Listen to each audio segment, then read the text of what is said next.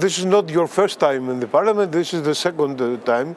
We're very happy from the Left Party and myself for you accepting the invitation to present your film. And we were a little bit positively surprised by the fact that you accepted. What happened?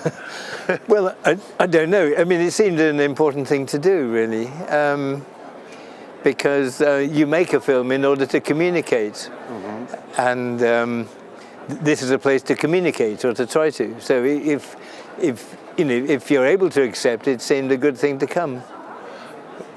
You are communicating. You are tackling very important questions of the contemporary society, you know. And for me as a Greek, knowing, you know, the issues the masters of the tragedy were tackling, you know, war and justice and democracy, in the modern times, you are treating the same things, you know. Well, you try to, you know, in a very in a very modest way, to try to put a human face, a human experience into the big ideas that people talk about. And in this case, it is the gig economy. It's insecure work as opposed to work that is that has trade union contracts, trade union organisation, trade union solidarity to get good wages and good conditions and security of employment. The gig economy is destroying that. And in a decade, many people are losing the rights that took a century to achieve. So to consider how we fight back against that is a major issue for the left. And it goes to the heart of the founding documents of the European Union, I think, which is based on the free market. So I think the way work has changed goes to the heart of the free market economy. Yeah, and even from the very beginning of the film, your first sequence is going to the heart of the neoliberalism, because this guy is given the free choice. You can change our van or buy another van, but he has no choice. I mean, the choices are the choices of neoliberalism. He said it everything, you know. Well, it's the writer. I mean, I work with a writer, a brilliant writer called Paul Laverty, and we're a partnership. So it's never just the director.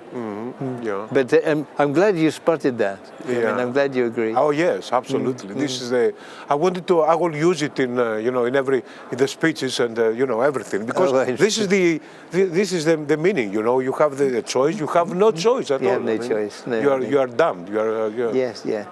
Anyway, thanks a lot for coming. I'll give my place to the journalist to talk with, and we'll be together later. We'll talk later. Okay. Nice to meet you, Stelios. Nice to meet you. Thanks for asking me. You name it, I've done it. Concreting, plumbing. Is that you two? I've done it all. There's always someone on your back, isn't there? Come on, we've got time to make up, let's go. I'd rather work on my own now and be my own boss. Let's just get a few things straight at the start, though, shall we? Hi, Rosie. Wake up. Dad will go mental if you miss school again. No, if you don't move, then you're going to get a ticket. Oh, Rosie. You phenomenal laugh. You don't work for us, you work with us. So you're on a contract to get paid for the visits? Let's go. Yes. They track every parcel, don't they? Even if you put one in the garden shed, they know where it lands. I know! The dog down there with massive teeth, I think it stuck a chunk out of my ass. This decides who lives and who dies. You said it's for Mr. Campbell. Robert, not. They don't get paid till they get delivered. Have you been on the train tracks and the roofs? Otherwise, you're just going to end up like... Well, I don't know. I never thought it'd be this difficult. This is another £100 fine and a sanction. It's my night with my family. It's a no, I'm not doing it. And I'm telling you now, nobody messes with my family. Thanks for the great day. Master of your own destiny, Ricky. You up for that? Yeah. Vindaloo. got to be hard to take this stuff, do you know what I mean? So, All right then. luckily now.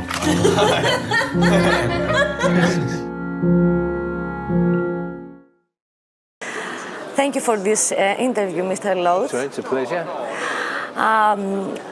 I read that you spent many hours interviewing for this film. So,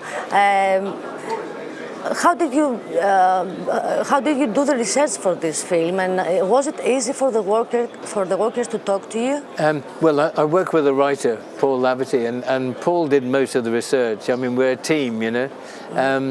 I mean, Paul went and met the drivers, because it's a story about a family where the husband is a driver for when you order something online. The husband is the man in the van who brings it to your door, and his wife is a care worker looking after old people in their homes, and she again is on a 0 hours contract.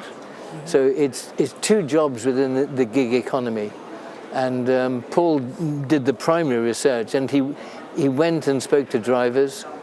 He went in their cabs with them all day, which was not easy because they were quite frightened or vulnerable. But he went with them and saw the level of exploitation that they were experiencing. And the same for the care workers, who are mainly women. And obviously he couldn't go into the houses with the old people, but he talked to them and heard all their stories. Were they afraid to talk about the companies, the big companies, about their work? Yes, very. The drivers were particularly. They were reluctant to talk. They were afraid to talk in the depots because if they were seen talking to someone, then that would be seen as hostile to management. Paul noticed that when they were waiting to load the vans, they stayed in their cabs, they stayed in their vans. And normally people would get out and have a cigarette and talk. And he spoke to one driver and he said, "Why do you stay in your cabs?" And he said, "Well, we used to get out and talk. But then management said, no, you must stay in your cabs, you can't talk to each other." And that's the level of control that the big companies have. They can, in their own time, they can tell the drivers they mustn't talk to each other. And because they were afraid of trade unions, they were afraid of unions organizing. The control is in the cabs with the electronic devices that tracks where they are. Every 2 minutes, they know where they are. And that level of control leads to exploitation. I mean, we found people were working 12 hours a day just to get a basic living wage. What surprised you most during the research? And we had terrible stories. There was one story of a man whose name was Don Lane, and he was a diabetic, and he was given a hospital appointment, and he went to the hospital appointment having told the company, and he was fined. He was fined £150. Next hospital appointment he didn't go. Next one he didn't go. Then he collapsed outside the cab and he died. Because he'd missed hospital appointments, because he was afraid of getting into debt, because he would be fined. And this is shocking. This is unbelievable. His widow, his wife, had to leave their home, and she was homeless for a time. And we don't hear these stories of exploitation. And the company, when the man died, the company said, "Oh dear, we're very sorry. Nothing to do with us." You mean that we don't see that stories on media or something? No, we don't. We don't.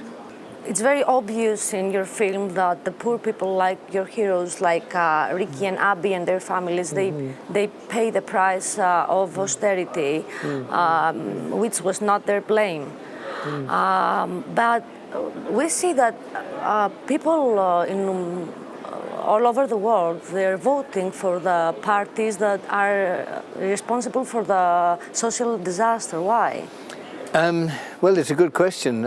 I think the right's answer is always very easy. You know, blame the immigrants, and blame the poor people who are poorer than you are yourself. And the rights have always done that. And we know the terrible consequences of that. And the left is more complicated. The left's answer is more complicated. And I think it goes beyond even austerity. I think it goes to the heart of the free market. And this place is founded on the free market. And what is that? It's competition between big corporations for market share. And they compete on the basis of price, and they compete on the basis of quality. They cut their costs by cutting the cost of labor. And if they don't have to pay holiday pay, they don't have to pay sick pay, they can treat their workers as individual companies almost, individual entrepreneurs. They have no obligation to them. They can sack them overnight. Then it's cheap. And that, to me, that is built into the free market economy. And so I think that's what we have to fight. What would you like to say to the European politicians and technocrats? Well, I think I'm not in talking to most of them. I think we just replace them. They're not to be persuaded. They have their views, and we have to defeat them. It's not a question of talking to them. We have to defeat them. But because, I mean, these conditions, this level of exploitation happens while Britain is in the European Union. And we're told, there are protections for workers. There are no protections for workers. Nothing that of any substance, because if there were, you wouldn't have to work 12 hours a day with no meal breaks, unable to go to the toilet. You know, employers are very clever. They find a way round. Politicians know that, but they stand on the side of the employers. They don't stand on the side of the workers. And that's the key confrontation. And as long as we have politicians who claim to stand with the working class, but actually identify the interests of the ruling class and stand with them, then we can't progress. The crisis didn't force the workers to create strong unions all over Europe or all over the world. Why? Well, I think the leaders of the left have not been as strong as the leaders of the right. I think the punishment inflicted on your country was intolerable. I think it should not have been accepted. And the left across Europe should have stood with Greece and said no. I mean, the current situation with the refugees, Greece is bearing that burden. And the rest of Europe says, okay, you're on your own. I mean, this is intolerable. The European Union is a union for big business. It's not a union for people. And the